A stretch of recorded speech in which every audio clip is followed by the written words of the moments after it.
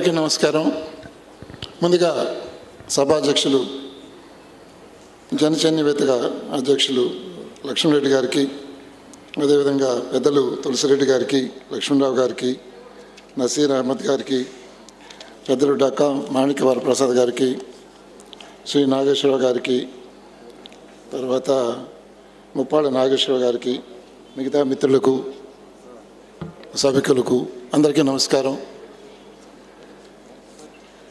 నిజంగా చెప్పాలంటే మేమందరం కాగితాల మీద ఫైల్స్ రాసుకునేటువంటి వృత్తి మాది. పెద్దగా ఉపన్యాసాలు చేసే వృత్తి కాదు. తెల్ల కాగితాలు ఖరాబు చేసే షరాబులు మేము. పెద్దల యొక్క ఉపన్యాసాలు విందామని చెప్పి వచ్చాను. మొన్న ఆంధ్రప్రదేశ్ ప్రభుత్వం అధికారికంగా జరిపినటువంటి పెద్దలు రామోజీరావు గారి సంస్మరణ సభలో కూడా నేను అక్కడ పార్టిసిపేట్ చేశాను, ఉన్నాను. వాళ్ళందరూ చాలా చాలా గొప్ప విషయాలు వారి గురించి చెప్పారు. ముఖ్యంగా హిందూ ఎడిటర్ శ్రీ రామ్ గారు చెప్పినటువంటి కొన్ని విషయాలు ఆ రోజు విన్న తర్వాత వారి యొక్క పట్టుదల, ఒక ఉడుం పట్టు అంటారు చూడండి, అటువంటి పట్టుదల వ్యక్తిగా రామోజీరావు గారు మన తెలుగు వారికి ఎంతో గర్వనీయులు. తెలుగు భాషని సాధారణ ప్రజలకి అందుబాటులోకి తీసుకురావడంలో వారు చేసిన కృషి గురించి చాలామంది చెప్పారు. ప్రభుత్వంలో పనిచేసినటువంటి ఒక వ్యక్తిగా, ఒక అధికారిగా ఈనాడు పత్రిక మాకు ప్రభుత్వంలో కూడా పనిచేసే అధికారులు కూడా ఎంతో ఉపయోగపడేది. ఎందుకంటే ఆ రోజుల్లో ఇప్పుడున్నటువంటి సాంకేతిక పరిజ్ఞానం లేదు. ఒక 30 ఏళ్ల క్రితం, 30-40 ఏళ్ల క్రితం ఎవరైనా పిటిషన్ రాస్తే సమాచారం మా దృష్టికి వచ్చేది, లేదా అధికారులు, కింద స్థాయి అధికారులు ఏదైనా రిపోర్ట్ రాస్తే మాకు క్షేత్రస్థాయిలో జరిగే సమస్యల గురించి తెలిసేవి. లేదా మేము స్వయంగా తిరిగినప్పుడు ఎవరైనా అర్జీదారులు లేదా రెవెన్యూ యంత్రాంగం ద్వారా జమాబందీ జరిగినప్పుడు మాత్రమే ప్రజల సమస్యలు మా దృష్టికి వచ్చేవి. అట్లా కాకుండా ఈనాడు పత్రిక పెట్టిన తర్వాత వాళ్ళు ఏర్పాటు చేసినటువంటి నెట్వర్క్ ఆఫ్ జర్నలిస్ట్ కింది స్థాయి వరకు వాళ్ళు ఇచ్చేటువంటి నివేదికలు చూస్తే వాళ్ళు రాసినటువంటి విషయాలను బట్టి మాకు సమస్యలు బాగా తెలిసేవి. వాటి పరిష్కారం కోసం మేము కృషి చేసేవాళ్ళం. ఆ విధంగా చెప్పాలంటే ఈనాడు పత్రిక ద్వారా కేవలం ప్రజలకే కాకుండా ప్రజల సమస్యలని ప్రభుత్వం దృష్టికి తీసుకురావడంలో గణనీయమైనటువంటి పాత్ర ఈనాడు పోషించింది.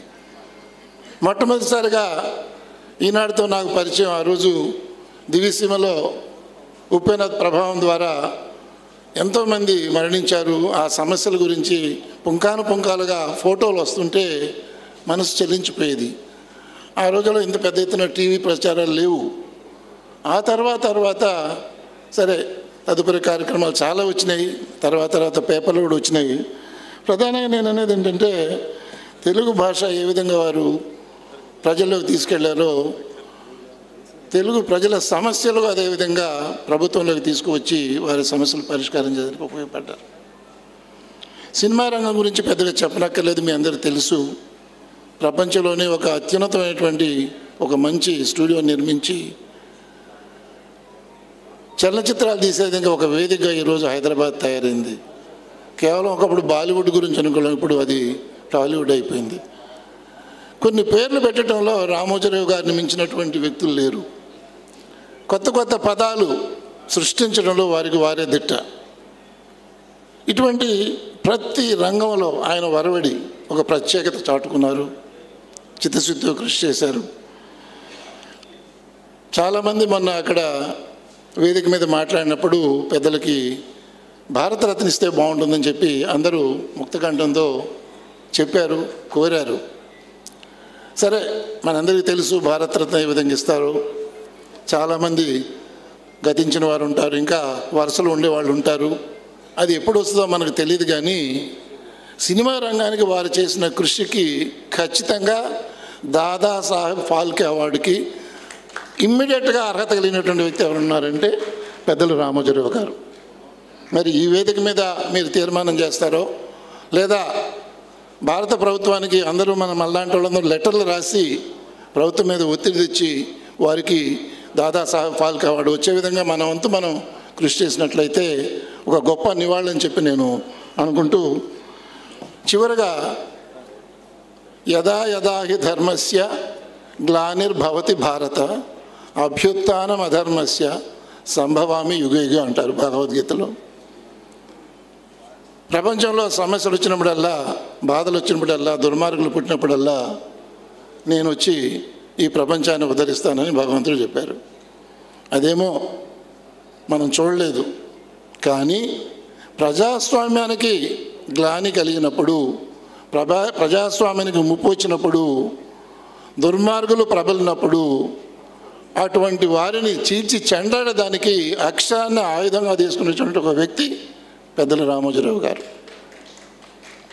అటువంటి వ్యక్తి మనవాడుగా పుట్టడం, తెలుగువాడుగా పుట్టడం చాలా చాలా గర్వకారణం. నాకు వ్యక్తిగతంగా ఏంటంటే, గుడివాడలో నేను ఆర్డీఓగా పనిచేశాను.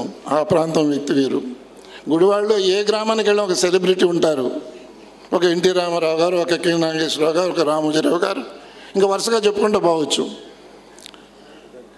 అదృష్టమేమో కానీ మొట్టమొదటిసారి ఎన్టీ రామారావు గారు ముఖ్యమంత్రి అయినప్పుడు, తొలిసారిగా ఎమ్మెల్యేగా అయినప్పుడు వారి నామినేషన్ పత్రం తీసుకునే ఆ భాగ్యం కూడా నాకు కలిగింది ఆ రోజు ఏ గ్రామానికి వెళ్ళినా వింత వింతలుగా చెప్పాడు అక్కడ ఉన్నటువంటి సెలబ్రిటీస్ గురించి. ఆ విధంగా ఆ ప్రాంతంలో పనిచేసిన వ్యక్తిగా నాకు కూడా చాలా ఆనందంగా ఉంది. అటువంటి గొప్ప వ్యక్తితో ఒకసారి నేను కలవటం జరిగింది. వారి కుటుంబ సభ్యులతో నాకు వేరే విధంగా పరిచయం ఉన్నా కానీ పెద్దవారితో ఒకసారి 5 నిమిషాలు మాట్లాడే అవకాశం కలిగింది. వారి యొక్క స్ఫూర్తికి, వారి సేవా కార్యక్రమాలకి, ఆంధ్ర జాతికి వారు ఇచ్చినటువంటి ఈ లక్షణాలన్నీ ఇంతకుముందు చెప్పారు పెద్దలు నాగేశ్వరరావు గారు. వాటికి మనం అందరం మనసా వాచా పాటిస్తూ ఈ తెలుగు ప్రజల యొక్క అభివృద్ధికి మనందరం కృషి చేసినట్లయితే వారికి నిజమైన నివాళని చెప్పి నేను అనుకుంటూ మీ అందరి దగ్గర సెలవు తీసుకుంటున్నా.